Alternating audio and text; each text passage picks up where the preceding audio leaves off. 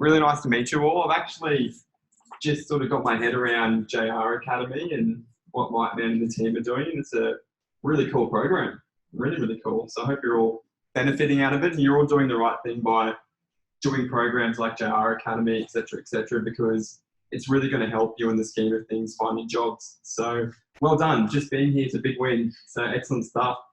So just before I kick off, hands up who's in, well, I'm trying to get a read for the room and the type of people that we've got here today. So you're all studying software in some way, shape or form, is that right?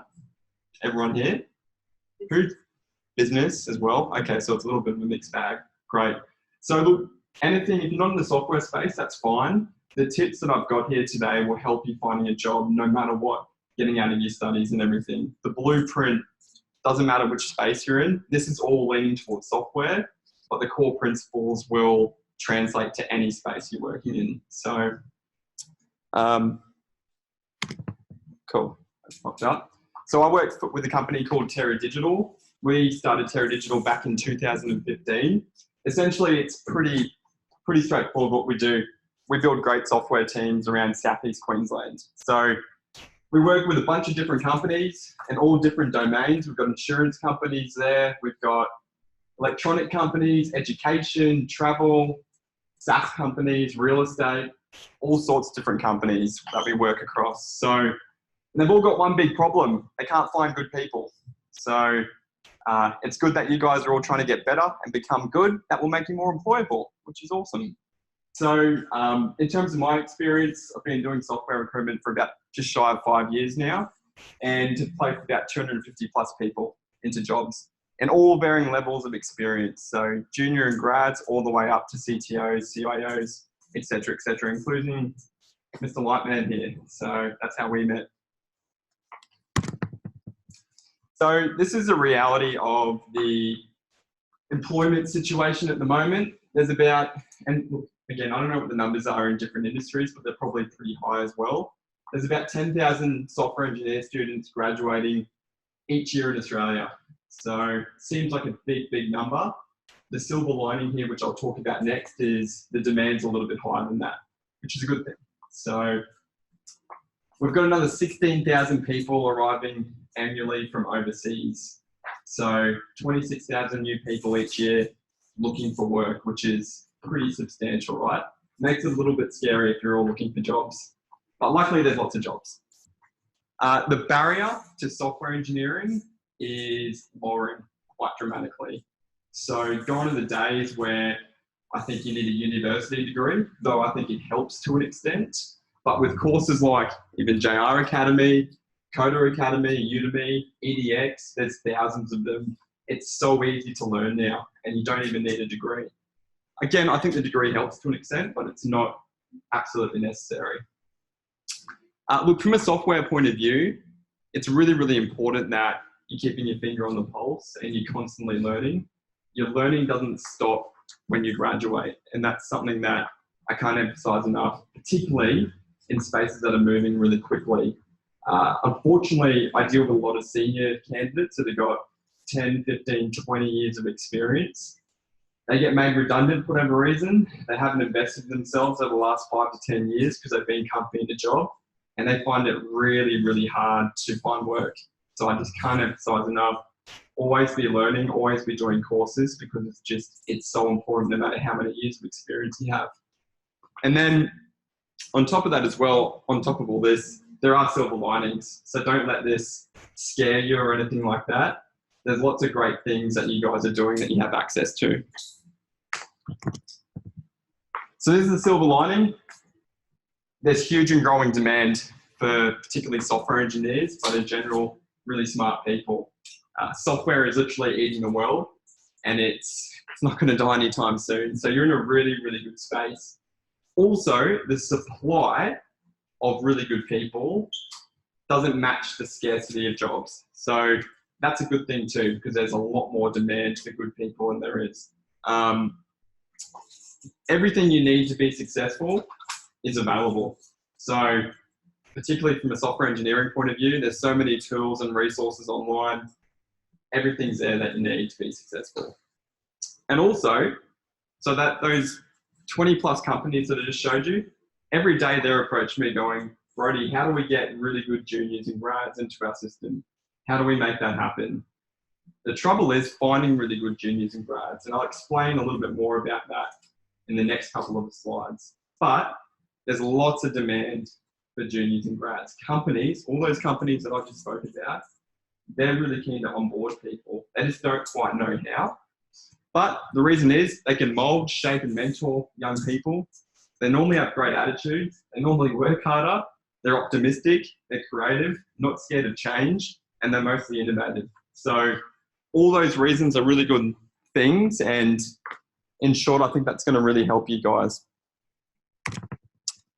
So this is a blueprint. So it looks really simple, but most people don't do this sort of stuff, unfortunately.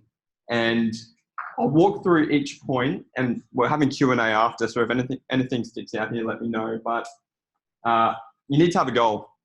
If you don't have a goal, you don't know where you're going to go. So what does that mean? What it isn't is, hey, I want to get a job after I graduate. That's not a really good goal. What a good goal is, hey, I'm a software engineer. I want to be a really good front-end React specialist, and I want to work in the travel space. That's an articulated goal, and that's something you can work towards. And then you can put the plan in place to do so.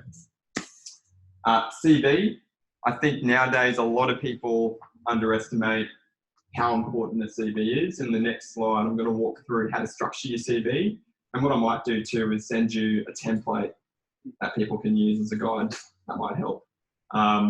Do you pass these slides out after too? Different. Okay, cool.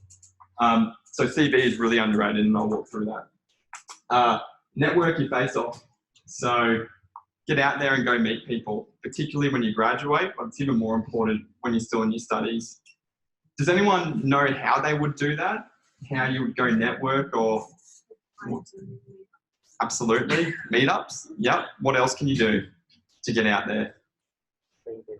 LinkedIn. LinkedIn's great. Going to jracademy events, great. That's a good start. There's so many things you can do, but just by getting out there, talking to people, getting your name out, again, talking about what you want to achieve, talking to people going, hey, I'm a React developer. I want to be a really good front-end person. I want to work in the travel space. Whatever your goal is, put it out there. Something will happen. So I can't stress that enough. Go out there and talk to people. The good thing about Brisbane, I can't comment too much about Sydney or Melbourne, but Brisbane is essentially an old country town. Everybody knows each other. It's so small. So the reality is you get out there, people talk to each other, and people like to help each other out in Brisbane. So that's really important. Be willing to work for free. So a lot of people hate this point, but the reality is if you've got a day or a couple of hours a week where you can donate your time to a company, particularly a software company that you want to work with, if they've got the bandwidth, as if they're going to say no. Because they really, really want to help people, most of the companies that I work with, and they've got time and bandwidth. So we're in the process of setting up internship structures and that sort of thing. But people love people willing to work for free. And the chances of you getting a job with that company when you graduate after doing all the work in the lead up is really high. And I'll talk through an example of that later on too, where most companies will actually pay you casually anyway. So contribute and build as much as you can. So are there any designers in the room at all? UI, UX, product designers, mostly engineering. Okay. So GitHub, GitLab, Stack Overflow, they're all really, really good mediums to contribute as much as you can. And you can use those mediums to try to follow really good people in the space. So particularly GitHub, you can jump on there and follow really good coders you know about in certain languages. Jump on, you can look at all their repos. So you can kind of understand then, what does good code look like? This is what this lead is doing in the space. Perhaps I should actually copy them. And then you can do all the contributions and stuff, starring and forking and all that sort of thing. So you're not that special. The world doesn't owe you anything. So a lot of the work that I do with graduates, trying to get them through internship programs and everything is they just think they deserve a job after they graduate and get through all their studies. And studying and getting through a degree is really, really hard. It's a lot of hard work, but it doesn't guarantee you a job, unfortunately. And that's why a lot of people really struggle to find jobs after. You've got to do the extra stuff and you've got to work hard. And you've got to realize that no one's just going to give you a job. You have to go out there and work for it. Lightman, for example, back in 2015, you had to get more experience. You had experience with AngularJS through doing commercial projects at university. And that's why he was able to get a job straight out of university, because he had acquired commercial experience with a very in-demand skill. You guys do that. Figure out what the demand skills are. I'm going to walk through some of them, but build some commercial experience with it. Go talk to companies and put yourself out there. There's different ways to do that. So, and then communication skills. Doesn't matter if English is a second language or English is your native tongue. Everyone can be better at communicating. And the reason why that's important, particularly in the software space, gone are the days where you sit 8 hours behind a computer and code all day. We've got a couple of industry professionals here. It doesn't happen, does it? Most of the time you're in meetings, you're talking to key stakeholders. You might get maybe 2 or 3 hours, 4 hours max in front of the screen, if you're lucky sometimes. So the reality is communication skills, particularly in software, are really, really important. So that's something you need to work on every day as well. Cool. All right, so the CV, I'll send a template out. The template won't be an actual PDF or anything, or else everyone in the room will have the same PDs, which I don't think are good. But look, in terms of the CV, it's all about the story. So in the first paragraph, you want to tell a story about who you are and why you're different to other people. Why do you stand out in front of every other grad out there? Have a skills graph. So the skills graph is an interesting one, particularly in software, because it's very keyworded software. In terms of a skill graph, the number one thing I'll highlight is don't rate yourself out of 10 on certain skills. Please don't do that. The amount of graduates and juniors that I get through that have put 10 out of 10 for JavaScript, please don't do that, because an employer or me as a recruiter, you put 10 out of 10 on JavaScript, I think you're the best person in the world at JavaScript. Probably not the case, unfortunately.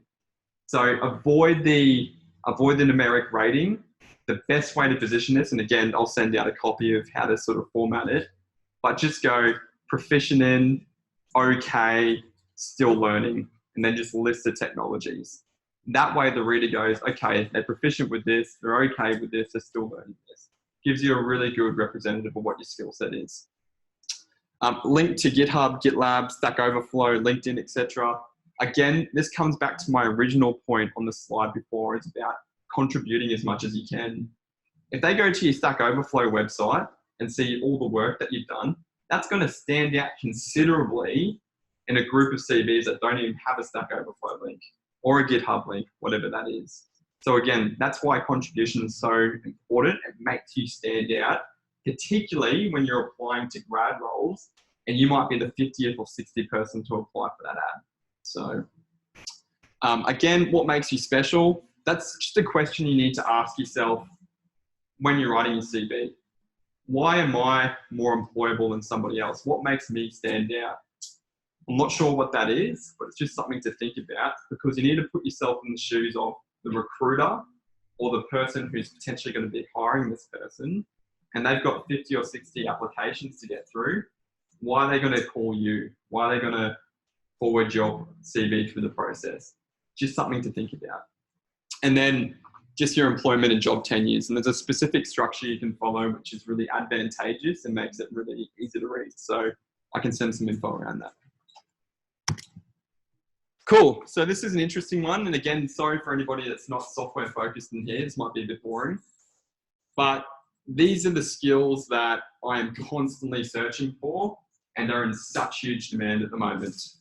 The demand is insane. So believe me, if you try to build your skills in these areas, the likelihood of being employed is going to be a lot higher, because this is just these are the roles that I'm working day in and day out. JavaScript, I think it's pretty easy to say, is the most popular language at the moment. With Node coming in a couple of years back, now you can do server-side work in JavaScript. It's just exploded. React is by far the most popular framework that we're looking for people in. Vue was kind of gaining momentum at the moment, which is good. Angular is probably up there too with some of the enterprises and larger companies, but we're seeing Vue really rise at the moment. I wouldn't be surprised if it sort of rivals React in maybe 1 or 2 years. Who knows? It changes every year, JavaScript frameworks. .NET, Java, and Python. So .NET and Java are by far the most commonly used tools in Brisbane, in my opinion. Most companies use .NET or Java. So if you've got .NET or Java, that's great. Still a great language to learn. It's very popular. Python I've thrown in there. Python's universally the most used programming language. In Brisbane, probably not. But the reason why I've included it in there is because of the bottom bullet point: data science, AI, machine learning, natural language processing, BI. So we're seeing a huge amount of demand in these spaces at the moment. I don't think it's quite taken off in Brisbane because we're a little bit behind Sydney and Melbourne to an extent. But I'm seeing a huge demand right now in software engineers that understand data, databases, etc., etc. We've got a lot of transformation projects happening with those various clients I just explained before, trying to better understand their data and start using some of these techniques. So I guess they're probably the main ones there.